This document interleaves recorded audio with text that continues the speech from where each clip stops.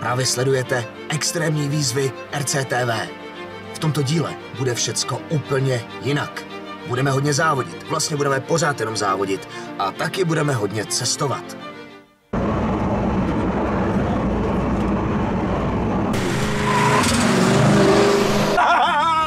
Nejprve si ale dáme závod na silnici a to přímo v provozu. Ale to až ráno. Dobrou.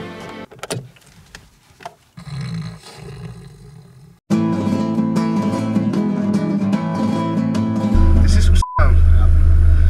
To je smrad. No, tady žaluje smrdí něco úplně jinýho. Kluci z RC Guru nám půjčili auta, abychom natočili nějaké pěkné video. Dostali jsme Monster Truck a Bugiru. Dlouho jsme přemýšleli, kde to otestujeme. Jestli na dráze, na letišti, na poli a nakonec nás to napadlo. Závod proběhne v provozu. Start je v Lipanech a cíl v Čestlicích. Každá posádka pojede jinudy. Do cíle by ale měli dojet společně. Jejich trasy se protnou už v Čestlicích. Já pojedu s Jakem, mnohem delší a horší cestou, která je 6 km dlouhá a proto budu závodit s Monstrem. Naše trasa povede z Lipan, přes Kuří, Nupaky, Čestlice a nakonec hurá na střechu parkoviště u akvaparku. Čeldovým soupeřem budou naši RC laboranti. Pojedou s Buginou. Jejich trasa je o půl kilometru kratší. Z Lipan směr Benice. Zamávají našemu bývalému moderátorovi Márovi. Papa. A zamíří přímo do Čestlic do cíle. Auto řídí holka a RCčko Jirva, takže by to mělo být vyrovnaný. Ty vole, tak jako co? Vole. To je idiot. Miluju režiséry.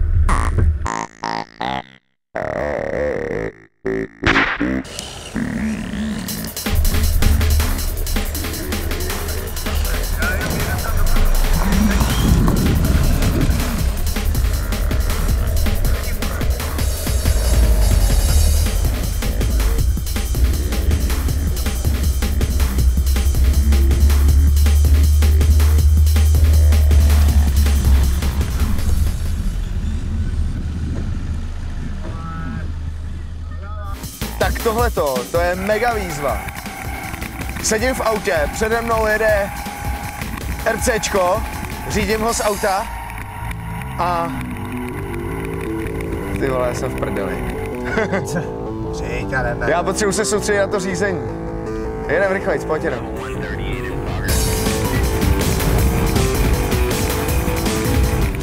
Lidi. Jak rychle jedem? A nevidím nic za horizontem, až tam pojede autíčko, tak máš autíčko. To je jedno, to půjčili RC Guru. Říkali, že jim to můžeme vrátit v jakýmkoliv stavu. Já doufám, že to nikam nenarvu. Jsem vyukanej, ale blížím se ke Kuří. A jak to švihají naši laboranti na benické autostrádě?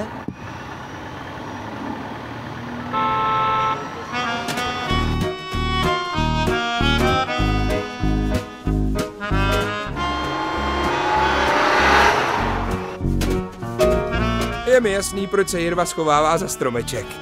Nuda, nuda, nuda, nuda, nuda. Takhle mě nemůže v životě porazit, Míšo. Tohleto kdybych věděl, tak si dám ještě cestou někde kafe a párek v rohlíku. Tak třeba testoval výchylky a proto jezdil ze strany na stranu. Nuda, teď je jak připosranej. Naši laboranti jsou čistotní, ty ňoumo. No to je jedno, já už jedu do Kuří.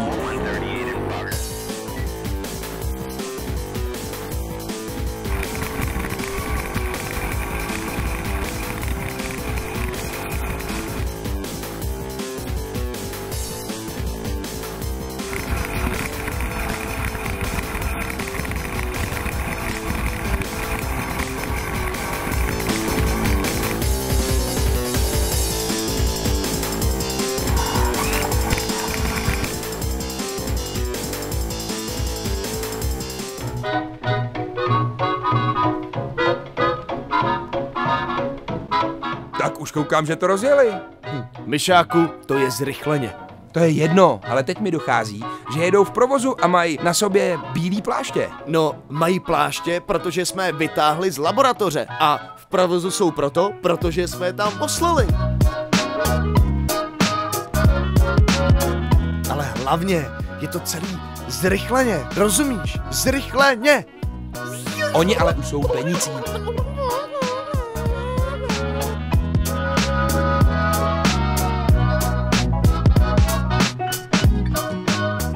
Jsme v kuří!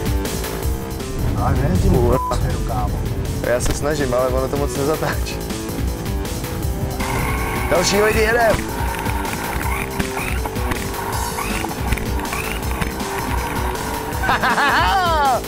Dobrý den, jedeme race!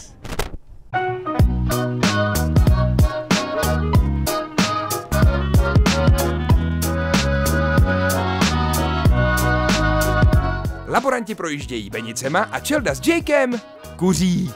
Zatím je to vyrovnaný.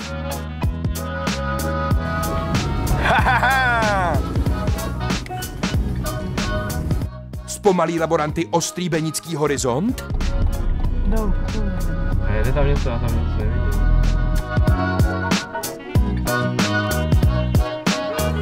Snad ne, protože Čeldovi teď dochází, co vlastně dělá. Tyjo, to je masakr, my jedeme normálně za provozu mezi vesnicema, sedím v autě, před sebou řídím Monster Truck a někde je další druhá posádka, s kterou závodím, každý jedeme úplně jinou trasou. A teď to pořádně rozprdíme, Jakeu. Chystal jsem se na maximální rychlost. Tyjo, ještě, že to je na střídák, že to jede tak jako rychle relativně. Jak rychle jedem, Jakeu? 60 jedem, jo, kecáš, fakt jo. Jedem, za chvíli budeme nupakat. Tady vyzkoušíme opravdu maximální rychlost toho auta. Tak to je maximálka. Teď jedu maximální rychlostí, absolutně 60, jo. To říkali, že to jede 70, ty army, ty jo. No dobrý, tak nevadí.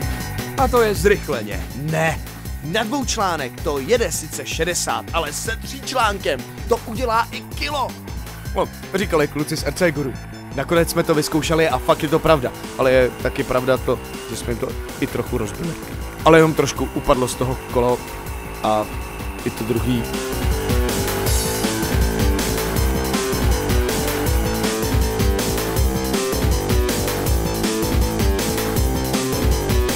Čeldovi zbývalo projet nupaky se semaforem a dohnat laboranta Jirvu s Vectrobugy, který jede lážo plážo Benicema. Už ho čekala jen odbočka na Čestlice.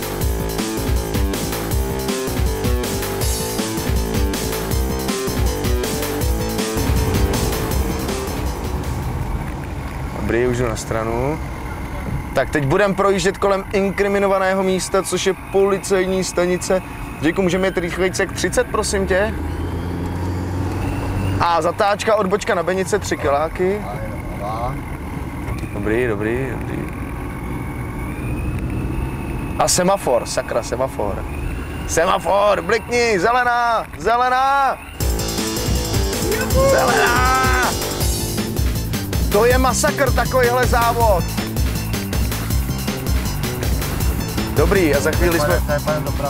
Teď jedeme doprava, jasně. Ubírám trošku plyn, abych zatočil.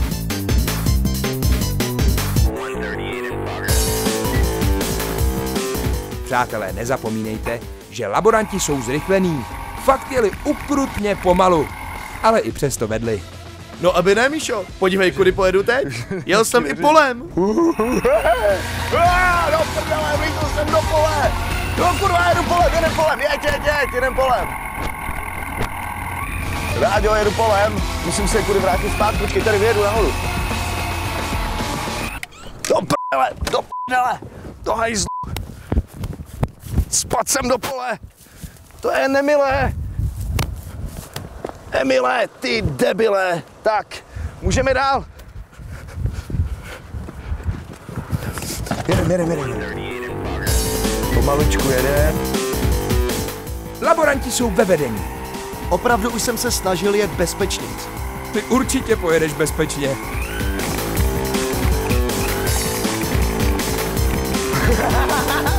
Rovně.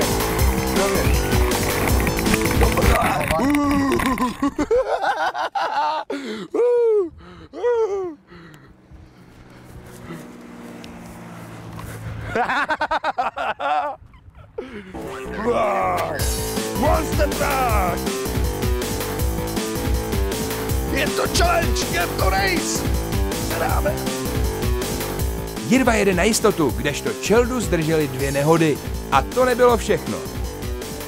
Co ti tam pod tím autem plán dál? To je kryt od baterky, musíme zastavit.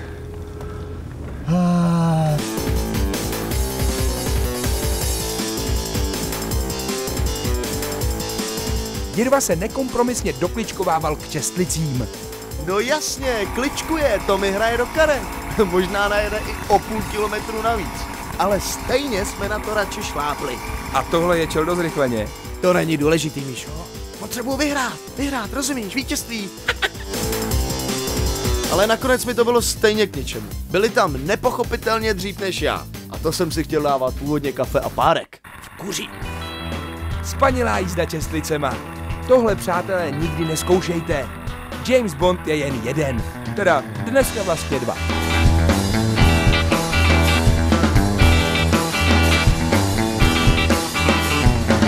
Poslední drama se odehraje na několika podlažním parkovišti v akvaparku. A to uvidíte až za chvíli. Následuje komerční pauza. Někde musí být ráj. 4letá kříženka německého ovčáka má zajímavé brněnské jméno Šalina. Je to pejsek krásnej, temperamentní, ale pozor, miluje dlouhý procházky. Někde musí být. Jsme zpátky v provozu. Jedeme závod mezi posádkami Oki Monster a Vectrobugy. Trasa má 6 kilometrů. Startovali jsme v Lipanech, každá posádka jede jednou cestou a to téměř bez zastavení. Jak víme, Jirva je ve vedení, ale Čelda v Oki Monstru bude chtít vyhrát. Podaří se mu to? Uvidíte za chvíli. Po komerční pauze. Někde musí být ráj. Lidi zvířata. Je tady 2letá kříženka Jack Russell Terriera. Jmenuje se Štefy. Přátelé, je to boheň, no je to teriér. Někde musí být.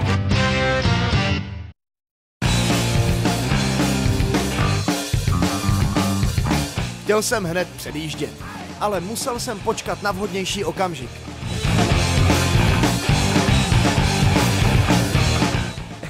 Tak tohle jsem fakt ještě neviděl. A taky to už nikdy neuvidíš, protože už to nikdy dělat nebudeme. Ale teď tě musím předjet! Laboranty! Z Vectrobugy! Masakr!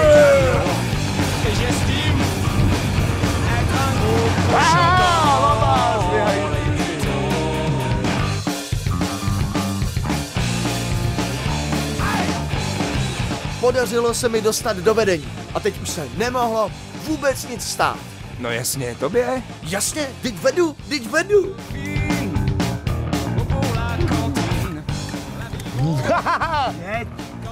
Ty vole, ty jsi fakt idiot, Čeldo. Jsi fakt idiot. Pardon, zastav. Pardon, já se strašně omlouvám. Mně se pod váš vůz dostalo auta, já se strašně omlouvám. Fakt kokot, ne? Jsi kokot. Jej, zavři ty dveře. Já nevidím to. Zavři dveře. Jo. To nemám chybu. Jedem. No vidíš, a pořád vedu. Sice si zablokoval dopravu na Brno, ale naštěstí lidé, kteří řídí Hondy, jsou hodní. Jedem do...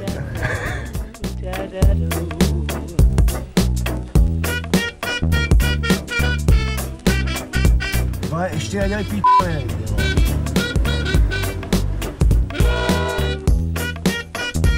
Závod ale není u konce. Zbývá ještě dramatický finish. Udělej mi tu radost. Tady ještě ne. Ještě rovně.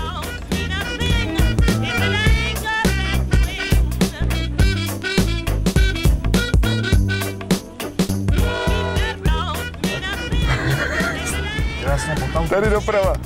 No jasně, doprava. Auto, tam, ty vole. Dobrý, ono to nezatáčí. Další, jsou tam další 2 auta, jsou tam. Dobrý.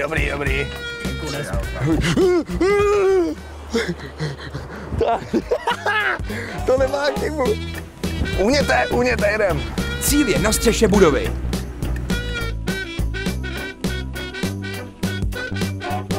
Tady bylo za úkol vystoupit z auta a vyběhnout na střechu parkoviště.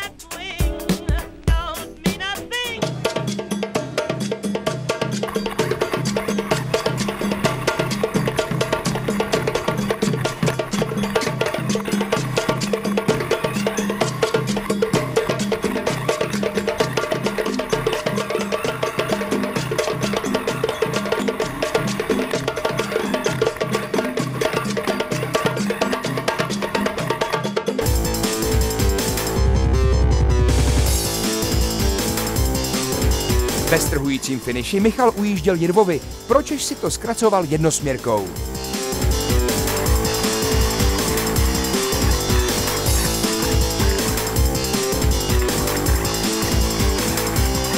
Ano, já jsem si to zkracoval jednosměrkou. No protože je kratší, ne?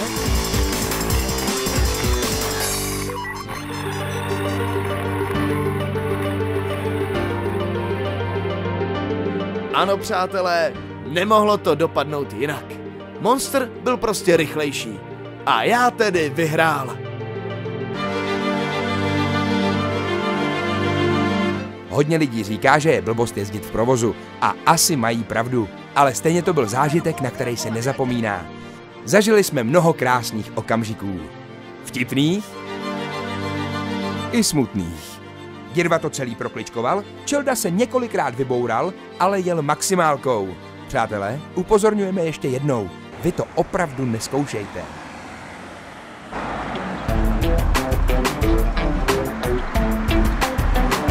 Za každou blbost se platí. Já jsem naštěstí dostal jenom pokutu za pásu, takže vy to doma nezkoušejte.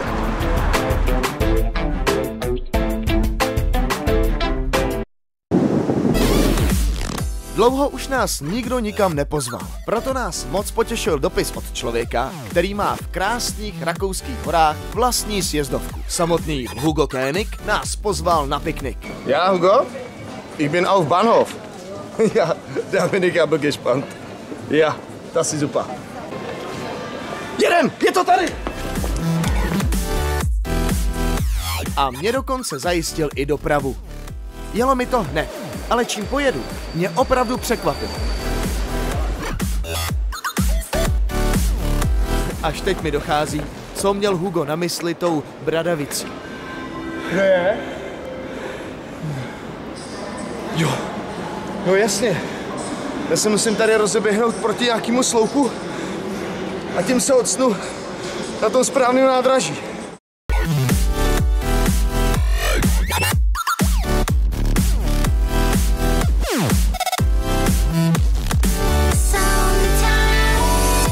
Potom, co jsem se dostal na to pravé nástupiště, jsem konečně mohl nastoupit a jet.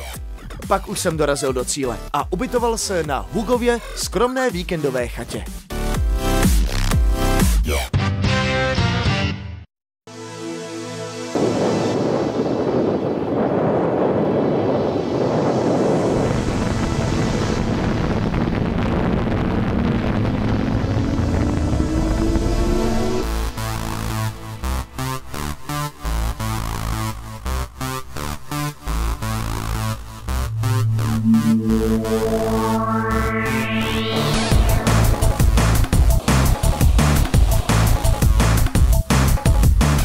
Jak již víte, napsal nám nejznámější rakouský modelář Hugo König.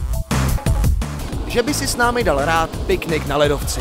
A navíc nám domluvil soukromou sjezdovku. Taková nabídka se neodmítá. Tak jsme vzali Zenita, Větroně, Vrtulník, Fantoma a vyrazili opět do hor.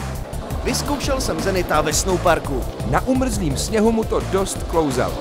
Ale mít gumy z hřeby můžeme klidně uvažovat o uspořádání mistrovství světa v jízdě po ledovci. Přesně tak. Teď již ale náš hostitel Hugo König, se kterým jsme poklábosili na nejvýše položeném RC pikniku na světě. Sehr geehrte Damen und Herren, herzlich willkommen auf unserem Picknick. Ja, stimmt.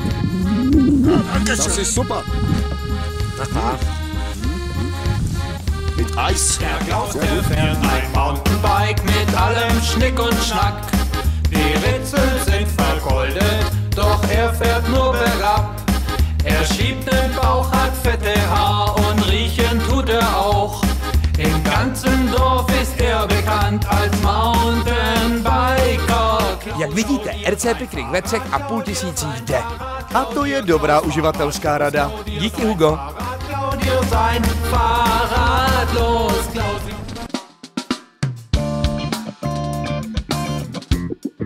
Nyní se podíváme, jak v těchto podmínkách dopadl větroň. Čelda měl už jeden pokus bez kamer, kdy ale nevzlétl.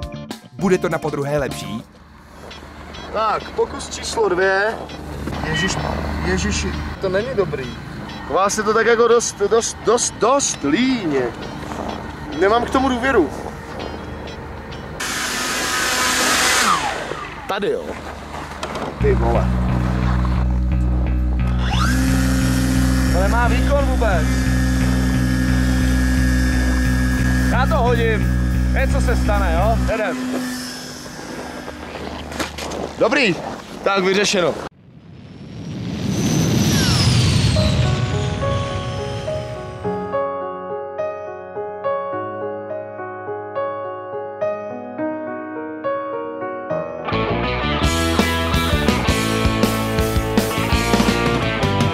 Pokud jste na sjezdovce spíše posedávali v baru jako Jake, Který se spíše ztrácí a bloudí, můžete vzít Zenita a zajezdit si před chatou, anebo si postavit skokánek.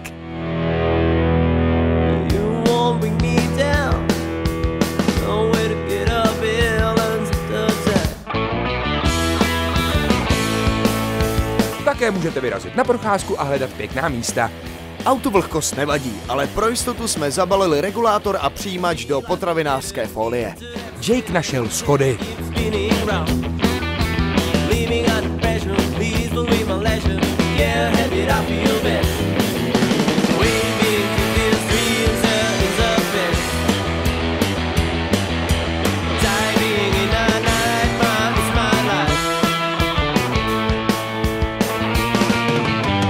Hugovi se mezi námi tak líbilo, že nám ve své víkendové chatě dokonce uvařil. Velice všestranný člověk. A teď zpátky na svah. Jsme na ledovci v Alpách. Máme s sebou Monster Truck a Fantoma. Děláme závod. Kdo bude první dole u dolní stanice lanovky? Děkuju. Jdeme na to.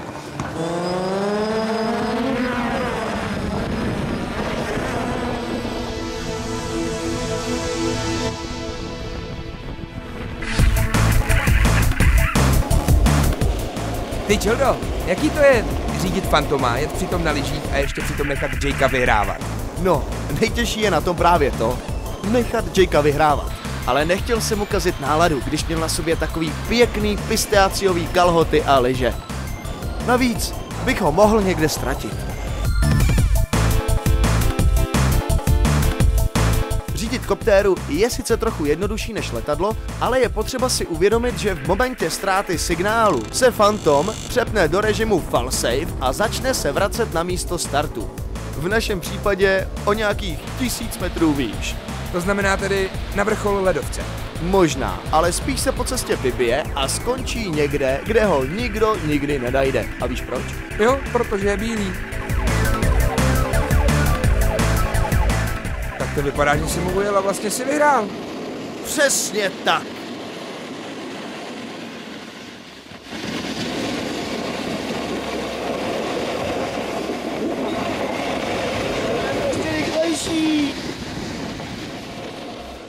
Vyhrál jsem a Fantoma jsem nestratil.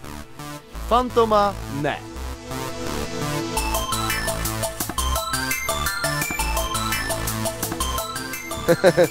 Já, danke. Zupa, Wiedersehen, tschüss. Situace dopadla následovně.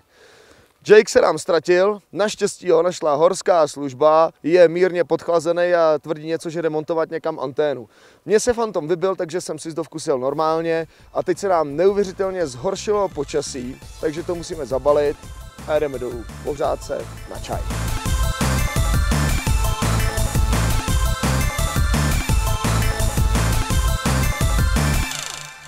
Takže z toho plyne, že modelařit se v horách dá, ale dávajte si bacha, ať se nestratíte nebo třeba neumrznete. A hlavně mějte baterky v teple, protože v těch teplotách vám zmrznou a moc si nezalítáte, ani nezajezdíte.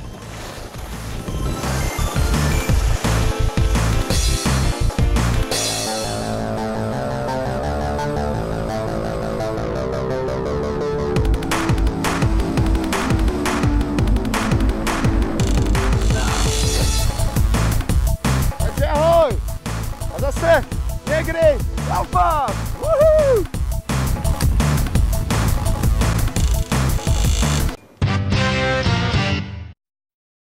Slíbili jsme, že už nebudeme nikdy jezdit s autama v provozu, ale co pak to jde, když máme takovou káru? Jedem!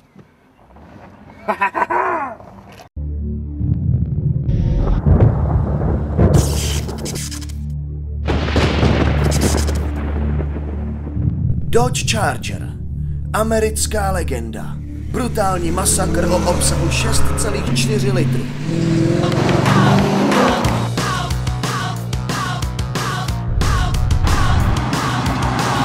Osmiválec, který cítíte i slyšíte. Takové auto si můžete půjčit za 10 000 na den v půjčovně Legend. Nebo si místo toho koupit v jarní nabídce za stejnou cenu Fantoma 1.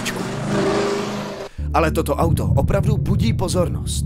Pokud ho chcete koupit, připravte si asi 1,5 milionu korun. Ale přemýšlejte, za to máte 150 Fantomů.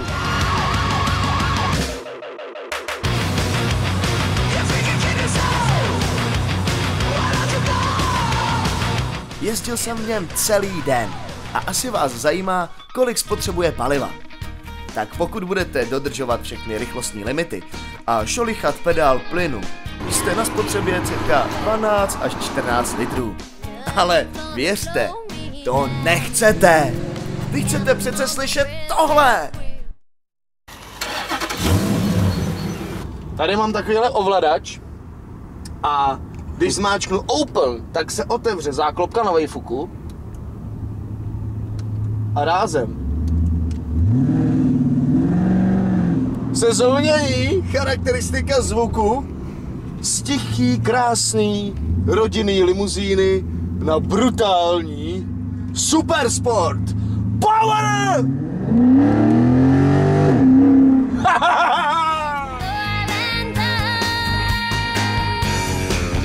475 koní, zrychlení 4,3 vteřiny na 100 a náhon na zadní kola bez elektronické stabilizace. Tohle není Mercedes, ani italský hřebec. Tohle je prostě Dodge Charger.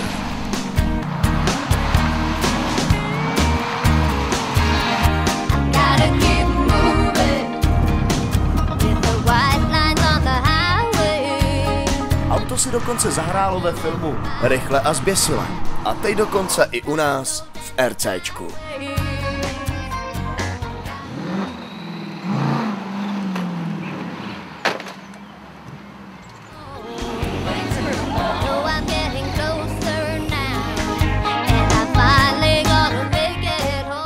No, jo. Někde musí být ráj. Všech drifterů. Nemám to připravený. Ale já jsem to nepřipravoval. Někde musí být ráj. Já nevím, tak já si to vymýšlím. Ten lidí a modelů. Tak to není jako, že bych to měl připravit, jsem jako snažím tady improvizace, víš? Když vezmu turbínu, tak ji pěkně zažehnu, jak Barbínu. Když se vám ozvem. Tak já to dám ještě, já vím, ne, to byl vtip. Když se vám ozvem. Díky všem! Já jsem to rozbil, no. To je super.